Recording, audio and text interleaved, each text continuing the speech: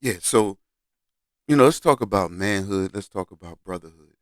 First of all, there's, I know it's kind of cliche talking about manhood, but really, when we look at the males throughout the society, um, there seems to be confusion about how to act as a man, how to think as a man, what is a man, how to define a man, and how to be. Now, yeah, we know that society has had very ambivalent definitions. From different sectors of society, people define manhood differently.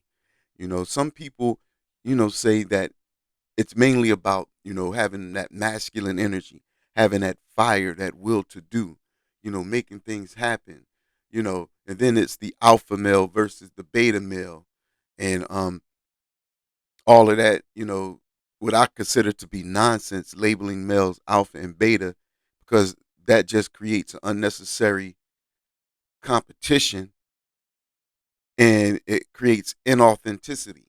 Because when the alpha males get all the praise, the laurels, and the props, and the beta males are looked at as weak, like effeminate or something, like they're the recessive and the alpha male is dominant. Well, of course, the ego is going to, put forth the idea that fuck that, I'm no beta, I'm alpha. And so then you got people competing with the alpha position or competing for the alpha position when it is totally unnecessary. If we understand that the only true alpha is the creator that exists within us all, that's the alpha, okay? And we all betas to the creator. But at the same time, we all have the qualities of the creator. So we manifest the qualities of the creator on this earth. But each man has different aspects of the principles of creation, different attributes. If all of us were the same, what type of experience would that give God? What type of experience would that give Source if we all have the same personalities, the same energy modality, the same temperament? No, we come here manifested in variations, various personalities, so that we can add a piece to the puzzle to complete the whole picture. But the picture ain't going to be complete until complete divine unity happens, and then consciousness expands so large that the universe appears to shrink into the size of one earth. But that's a different subject altogether. The whole point is diversity is the name of the game. So we can't have every person trying to be an alpha, every person trying to be a chief, and nobody trying to be an Indian. Yeah, so at the end of the day, it's about defining manhood in a way that empowers you. Okay? You gotta have your definition honed up as like your armor, your inner armor, to help you deflect bullshit that comes from the outside and help you to absorb the things that help to serve your purpose. You know, the bullshit is anything that can serve to make you feel insecure about who you are as a man, your unique manifestation, your unique attributes. Each man brings unique attributes to the table of life. You and we need to celebrate our uniqueness. I need to celebrate myself and I need to celebrate you. Yes, we as men need to celebrate each other, because what we're doing when we celebrate and appreciate each other, we're celebrating and appreciating the manhood entity. All of us as males, if you're in a male body, you belong to the collective manhood entity. That's what I call uh, the male principle, the masculine energy, or even just the manhood identity, the manhood entity. And I created a name, I call it MANE, Maine, or Mane. That's my personal name. I named my manhood entity Mane. You can name your manhood entity whatever you want to name it. But my individual manhood entity, I put energy into. I do rituals and exercises to strengthen it, to develop it. I acknowledge my entity, my manhood entity. And the more energy I put into the manhood entity, my personal manhood entity, the more it goes to bat for me. Okay, and it works for me. So what it is now you're putting messages into your subconscious mind, and based on your definition of manhood, and you're bringing to life these attributes, which now when you let those thoughts go out into the universe, it's going to bring back,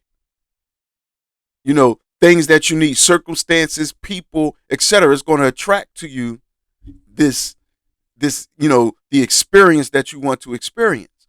And so you cultivate your own individual manhood entity. And then all of our manhood entities make up the whole collective manhood entity. So then we got a brotherhood.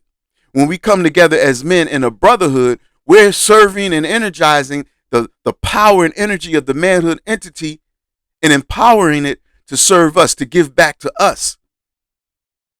So we encourage one another. We strengthen one another. We support one another. We speak highly of one another. We motivate one another. And we hold each other accountable. Okay, my brother, you said you wanted to do this.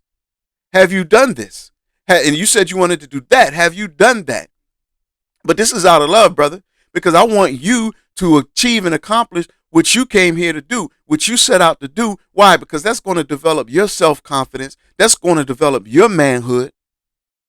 Okay? That's going to strengthen you. And as you're strengthened, you're adding that strengthened energy to the collective manhood entity. So now when we have baby boys born into the planet, they're born now being a part of a strengthened,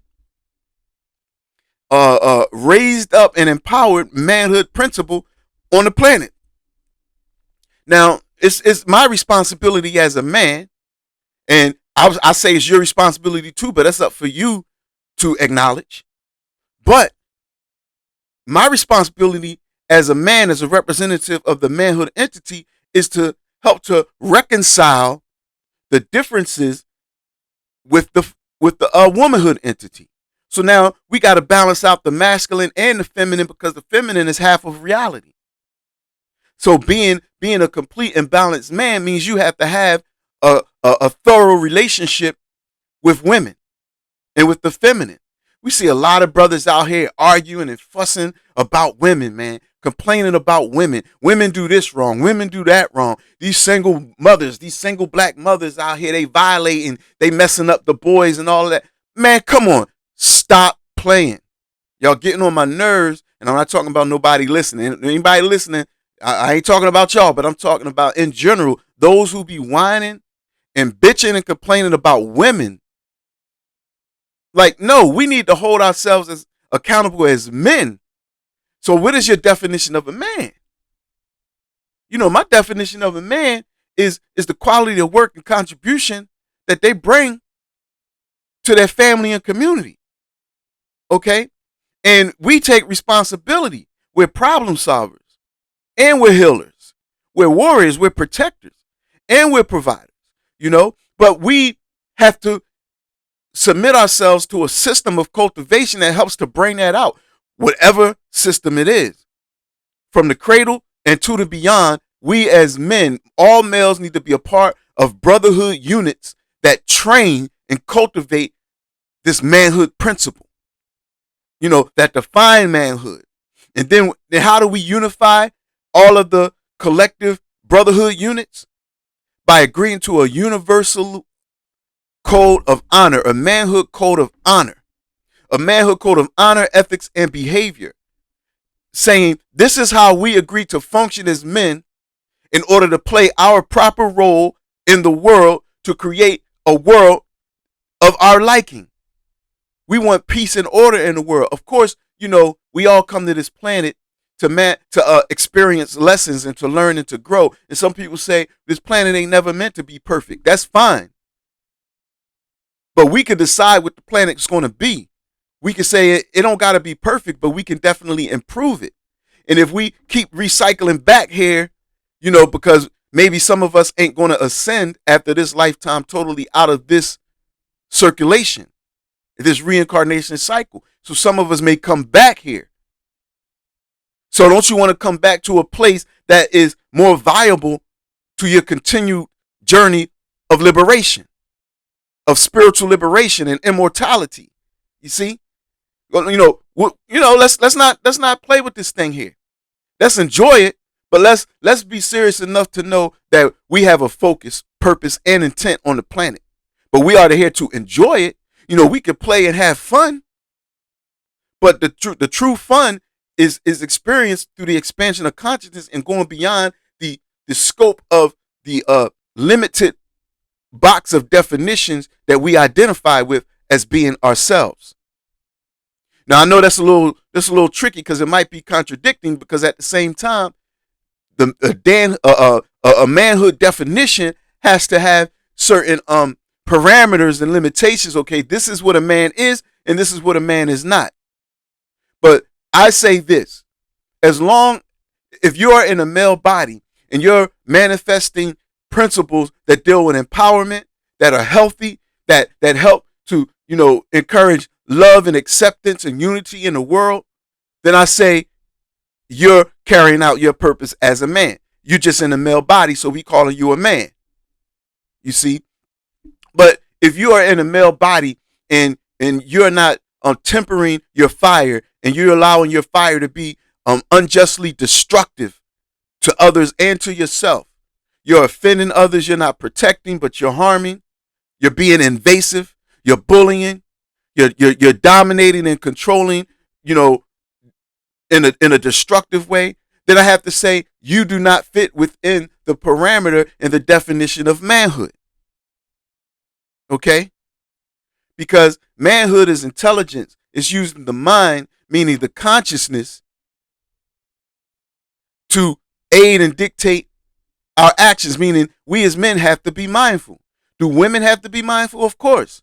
But I'm talking about those who are in male bodies, who we're calling men. We have to have an agreed upon code of honor, ethics, and behavior that we agree needs to be taught to young boys and to young men, and exemplified by elders who are in male bodies. And elders give the wisdom to the nation. And so each brotherhood, needs to have elders. And if the brotherhood don't have elders, well, the brotherhood's going to stick together long enough for those to eventually become elders. Because then elders is not about age, but it's about wisdom. It's about experience. So you can have someone in their 20s that has so much experience and gains so much wisdom that their wisdom may surpass someone in their 40s. So then by our expanded definition of what is a man, is not about being ego-centered all the time, being stuck in our ego saying, but because I'm an older male, I know more than you. No, yeah, you may have more experience in the linear calculation of age in this lifetime. But that don't mean that you've processed more information and understanding than someone of a less chronological age. But we do respect those who have more chronological age than we do. We definitely have to have respect, because respect is essential to having positive, productive relationships among men. Respect, the definition of respect is to acknowledge someone's weight, height, and depth. And what does that mean? When I say weight, am I talking about physical weight? Yeah, I'm talking about physical weight because your body has physical mass. But I'm also talking about your power and impact.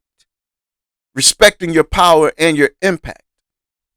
Am I talking about your height? Yeah, because how high we stand, you taking up that amount of space.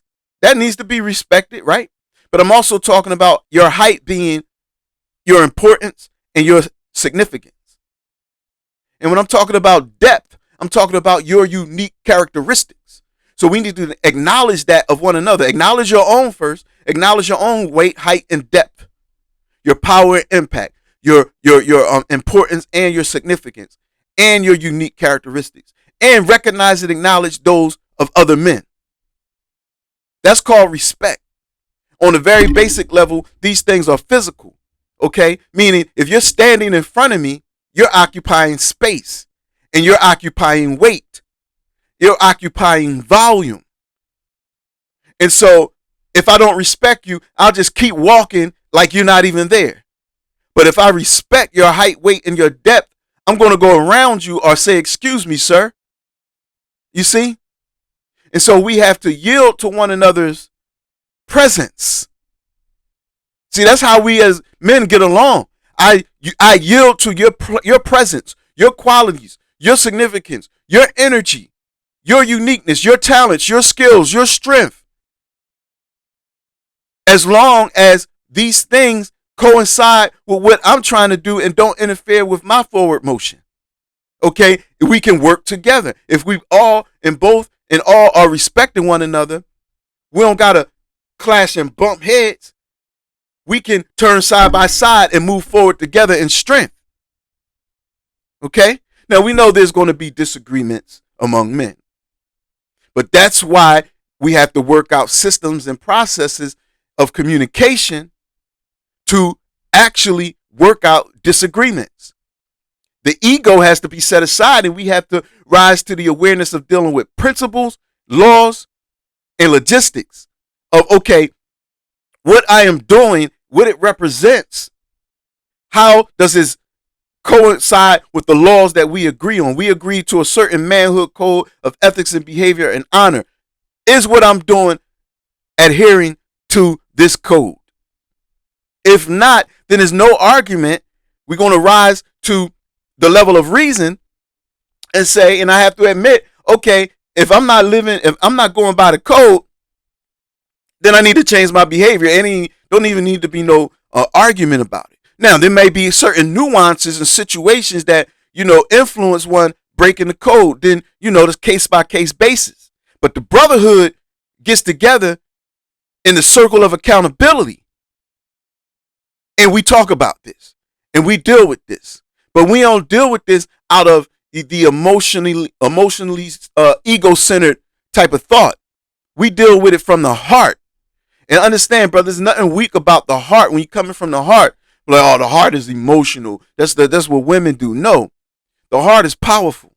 The heart is the balance between the higher and the lower aspects of being. And it brings the past and the future into the powerful present when you deal with the heart, because you're now dealing with emotional intelligence. You see those two words, emotional and intelligence. So not just intelligence in the left brain dealing with logic, but also the emotion dealing with feeling. And so when you come through the heart, you deal with the balance of the feeling and the intellect so that you're not polarized on either side. You see, so we as men have to cultivate the heart. And you know how growing up when you were younger, you challenge certain boys in the neighborhood, your peers challenge you. And if you ain't meeting the challenge, if you shrink from the challenge, you ain't got no heart. Your heart is in question. Or if you rise up to the challenge and say, even if you lose, you gave your best, you didn't run from it, they be like, yeah, he got heart. He got heart. You see, on the football field, you got heart. You leave it all on the field. When it's time to dig in and give your all, you give your all. So what does that mean? That means you have courage. Heart is synonymous to courage. Okay, it's a man thing. It's definitely a manhood thing, having heart. But it's also having the compassion, because you have the connection, the unified connection with your brethren. So I care about my brethren because you part of the team. You part of the team. We the team. Okay, I care about my team. Y'all play football, basketball. You played organized sports before. You care about your team. Your brothers, they're your brothers. Okay, you care about their well-being and their health. Why? Because they need to be well and they need to be healthy. So when you play in the game, they can give their 100%. And when you got everybody giving their 100%, that's how you win. You can't win the game if the whole team is fragmented and unhealthy. So it got to be unity, and we have to be concerned about one another's well-being. And so in this walk of life, we as men are brothers. We as men are a team, because we need to work together to make this life work better. So every male from age, from conception to the beyond needs to be a part of a brotherhood. And when they go beyond this realm, then they enter the greater brotherhood, with the ancestors. But for now, between birth and this thing they call death, I say between birth and the beyond, yeah, be a part of a brotherhood. So that means as a father, you have to have your mindset, your eyes on either what brotherhood is my boy going to be a part of, or do I need to create one? Okay, so with the Raise the Level mandate, we're creating a culture where at least I'm a black man. I'm unapologetically black. I know, ultimately we're beyond the racial identity. And so we don't want to serve that limitation. Like we don't want that to be a limitation, but we know the type of world we live in where people we know the racial issues. So we know you got to love self and everything that encompasses. And we know that we as black people have a unique culture and history, our story. And so then my primary priority is to make sure every black male, we create a culture, every black male is a part of a brotherhood that is a part of a code that agrees to a code of honor, ethics, and behavior of what is a man and how a man functions. So I want you brothers to speak in the comments about, what's some aspects of this code. I already have my idea of the code laid out, but I want to have a discussion of things that we need to agreed upon to teach our boys. And as men, how we want to function. And it don't got to be like some stringent, rigid laws. These things can have leeway and flexibility because it's mainly the principle is make a positive contribution to the world, to your world, to yourself, be healthy, and bring this contribution to your family, your household, and then your extended family and community. Okay, so let's talk about this code in the comments.